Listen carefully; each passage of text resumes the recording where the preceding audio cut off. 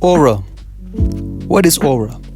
Aura is a certain emotion or feeling you get from being around somebody. This can be good, it can be bad. We've had the likes of Michael Jackson, Drake, etc. Today I want to talk about certain UFC fighters that give aura. The UFC has had its fair share of aura merchants over the years, but I want to talk about the current signed UFC fighters.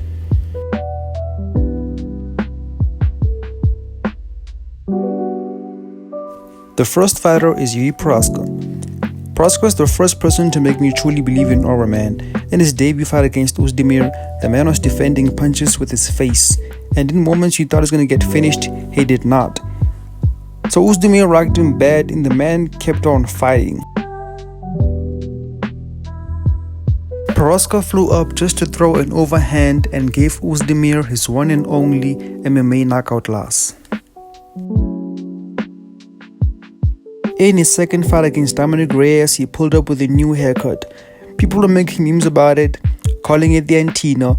Even though Evie was winning the majority of the fight, Reyes rocked him a few times, and I was certain that this man cannot be knocked out. He was putting a beating on Dominic Reyes. Kinda hard to watch, and in the third round, the man threw a spinning elbow. Yes, a spinning elbow. That's when I was really certain that this man is being protected by some higher power and the antenna on his head was giving him signals. I'm not gonna lie, after that fight I really thought Prochazka was going to be champion and undefeated in the UFC. Yes, the fighter that does not keep his hands up when he's fighting, that's how much aura the man had. In his fight against Glover Teixeira, he was getting taken down and beaten up on the ground. Teixeira was just moments away from defending his title, and with just 30 seconds, Prochazka submitted him. Yes, the striker submitted him. The jiu-jitsu guy. That sealed the deal for me.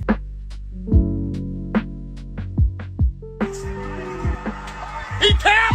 No way! No f***ing way! Yuri f***ing tapped him out! No way! No way! What a f***ing fight!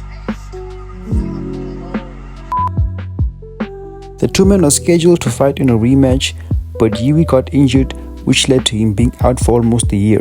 He decided to vacate the light heavyweight championship, and when he came back, he was scheduled to fight Alex Pereira for the vacant light heavyweight title. I did not care about Alex Pereira being the most technical and dangerous light heavyweight, especially because Alex Pereira had gotten knocked out in the same year and had a lackluster performance against Jan Blachowicz.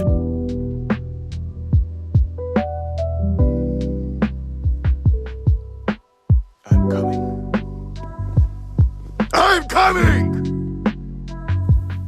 When Yuri and Alex fought in their first fight, the fight was competitive until Prochazka got rocked and went for a takedown.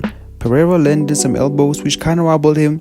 The ending was kinda weird, and I really believed it was an early stoppage, so he didn't lose that much aura in my eyes. In the rematch, I really thought Yuri was gonna get him, and oh, was I wrong. Alex outclassed him in the first round and knocked him out in the second. The aura was gone. And just to mention, man, Yuri is still one of the best light heavyweights ever. After the Pereira loss, he went on to have some great performances against elite fighters and found himself fighting for the belt again. But he got knocked out when fighting another technical fighter. I really guess Yuri's kryptonite is left hooks. The second fighter is Khamzat Chimaev. Now, if you remember Khamzat Chimaev from 2020 until 2022, the man was running through everybody in the first round.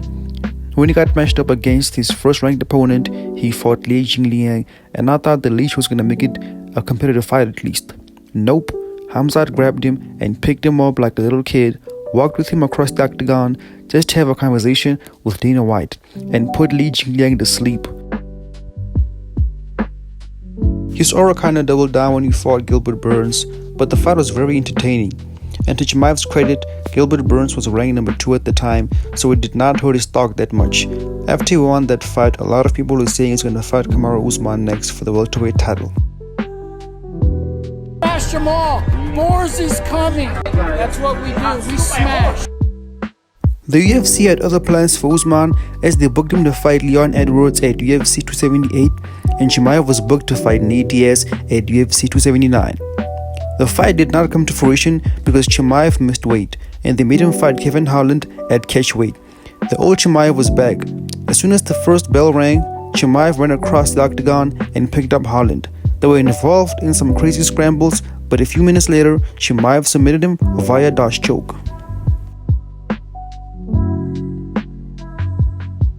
It's kinda crazy how strong Chimaev's squeeze is, man. I mean, look at Kevin Holland's eyes. He looked like he got double poked in the eye by Cyril Gane. So after Chimaev finished Holland in one round and took no damage, he took a whole year off without fighting, for no reason, and was booked to fight Paulo Costa at UFC 294 a year later. Paulo Costa pulled out of the fight due to a staph infection in his elbow. Kamaru Usman stepped in as a last-minute replacement and gave Chimaev a tough fight. Chimaev ended up winning the fight by split decision. The aura doubled down again after the Usman fight. That's when a lot of fans started believing that Chimaev is actually beatable. After another year, he got booked to fight Robert Whittaker, and a lot of people were giving Robert Whittaker the edge over Chimaev, myself included. Nope. Chimaev submitted Robert Whittaker in the first round, a top 3 middleweight.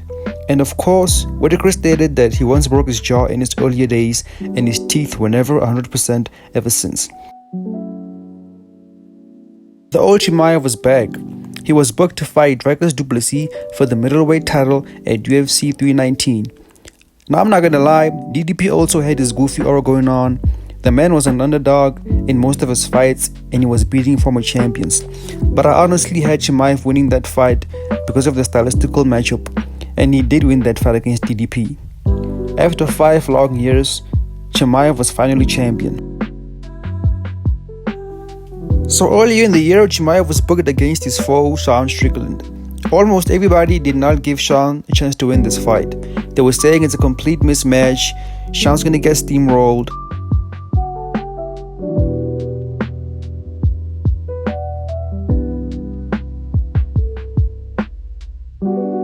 He can do it, but having been there in there with Chimaev, having seen what Chimaev can do once he gets his hands on you, and he will, because he shoots from so far away, and he commits wholeheartedly. He will get you to the mat.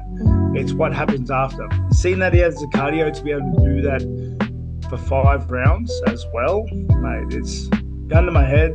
Chimaev's going to run him over. And I quote, "Gun to my head, Chimaev is gonna run him over." Wow. So Robert Whittaker was basically betting on his life that Chimaev was gonna beat Strickland. It's pretty clear to see at this point that Chimaev was on a max aura. But there was kinda bias from Whittaker because Chimaev was in fact the one that rolled him over. How ironic. Strickland won the fight by split decision, and in my opinion, that was a clear 48-47 for Sean Strickland. But because it's Chimaev, everybody is saying it was not 100% for the fight. He did not have a good weight cut. No, it's not because Sean Strickland weathered the early storm in the first round and that he's the best anti-wrestler in the UFC and the black belt in Jiu-Jitsu. No, it's because Khamzat Chimaev was not himself in that fight. Khamzat Chimaev had so much aura that 2 men bet their whole family savings because they were so certain that Chimaev was going to win the fight. And a year later, themselves. Now you've got Ilia Topuria. The man is going through a generational run right now. Knocking out 3 legends back to back is crazy. But the man is an aura farmer. So a lot of people have been saying he's a Conor McGregor wannabe, and I'm not gonna lie, the tattoos are a little bit suspicious, but clearly he is inspired by him and even put him on his UFC Mount Rushmore. For me, the exact moment I started to think that Topuria was an aura farmer was the time he fought Charles Oliveira. He was asking for forgiveness to Charles Oliveira and telling him that he's sorry it had to be him. And I know that he mentioned that Charles was one of the only fighters that he fought and actually liked. But at the end of the day, it's competition, man, and the best man has to win. So even in the UFC Wada's promo, I'm not gonna lie, it was cool, but he was aura maxing to the highest T. And it's kind of working, because right now I'm actually thinking that Justin Gaethje might be dead after UFC 250. Last but not least, we have Alex Pereira, the nonchalant king himself, the king of aura. You know, the best part about Alex Pereira's aura farming is that he's actually being himself.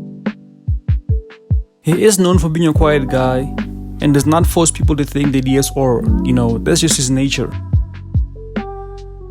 How can we forget his famous stare downs with Heap Carrasco?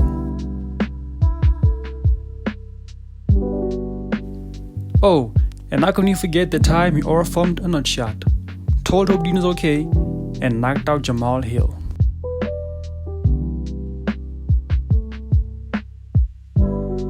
That is it for today's video. Thank you. Hope you liked and enjoyed the video. And just give me a list of the fighters you think are also aura clipping, aura farming. You know, I can make a part 2. Peace.